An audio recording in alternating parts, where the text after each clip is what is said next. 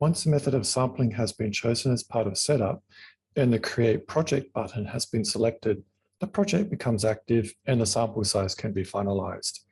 However, the sampling method and size can also be adjusted at the level of individual criteria. For target sampling, the calculator can be used at the level of individual criteria by selecting the calculator that is next to each criteria, or for all criteria by selecting the calculator at the top right. For target sampling, the calculator requires the same inputs regardless of whether it's at the level of individual criteria or the whole of the data collection cycle. The calculator is pre-populated for the fields, and these are editable.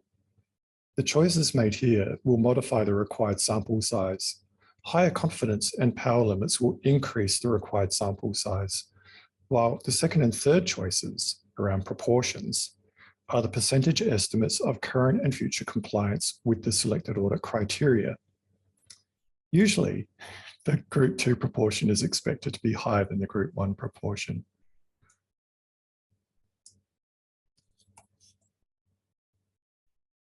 Then select Apply. If the chosen sampling technique is ad hoc, the default is not a specific number. It is simply to deselect any criteria that will not be used during a given data collection cycle, and then you simply press Save to enable data collection to commence. For consecutive sampling, this also can be chosen at the level of individual criteria or set as an overall function.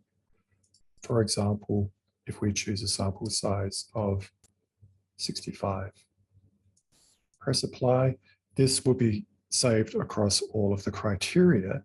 However, for particular criteria, you can edit this. And again, press Save. Once this has been done, the sample and sampling framework selection are complete. The project is ready for data collection.